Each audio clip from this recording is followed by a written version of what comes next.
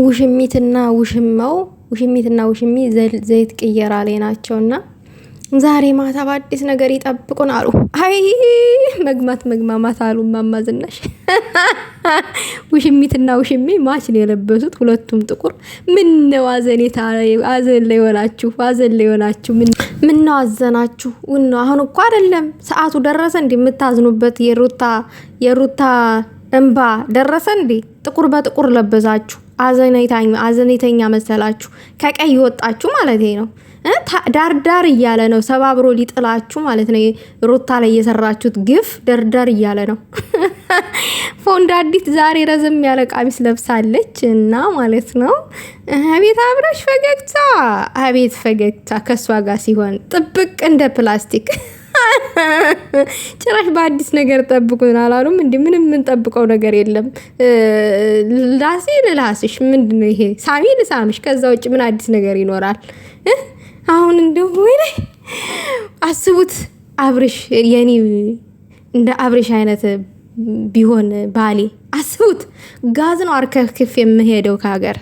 እመኑኝ እመቤቴን፣ እኔ አራስ ሆኜ ባሌ እንደዚህ ሊጨማለቅ ሳያስበው ጋዝ ነው ወይንም የሆነ ነገር ነው የምደፋበት።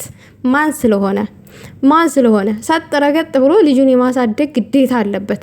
አይደለም ከሌላ ሴት ጋር ሊሽለጠለጥ ይቅርና ማለት ነው፣ ለዛውም 80 ሳይቀደድ። እንዴት እንዳስጠላኝ፣ እንዴት እንደደበረኝ የዝን ሁላ መተቃቀፍ። ሩታ ምን ይወጣታል? የኔ መለሉ፣ የኔ ጠንበለል፣ የኔ ቆንጅዬ የጠይም ቆንጆ ማለት ነው። እንደውም ከዚህ በፊት ተሳስቼ ሩታን በመናገሬ በጣም ነው የሚጠጥተኝ። እግዚአብሔርን የሩታ ልባማነት፣ የሩታ ልባማ ሴትነት ዛሬ ላይ ነው የገባኝ እኔ ማለት ነው። እየተበደሉ እየተገፉ እንዳልተገፉ፣ እየተሰበሩ እንዳልተሰበሩ ሆኖ ጥርስን ፈገግ እያደረጉ በብልሃት መኖር ያ የጅግና ሴት መገለጫ ነው። የልባማ ሴት መገለጫ ነው። ልክ እሷ ቁስሏን እፍና አድርጋ በውስጧ ይዛ እንዳልተሰበረች ሆና ጥርሷን ፈገግ ታደርጋለች። አብረሽ እውነት የስራን ይስጥህ። አንቺ ሀለሌ የስራሽን ይስጥሽ። ሩታ ያዘነችውን አዘን እዘኒ። እግዚአብሔርን ተከጂ። አንቺም በሰው ትዳር ውስጥ ገብቶ እንደዚህ ያዙ ይልቀቁኝ ምንድን ነው እንደዚህ? ምን መመነቃቀር?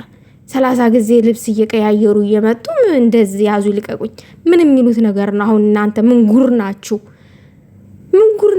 አረ እንዴ! ምን አሁን ይሄ ምንድን ነው የሚባለው ነው? እኔ ጥያቄ ምንድን ነው የምንለው? አሁን ይሄንን ምንድን እንበልላችሁ?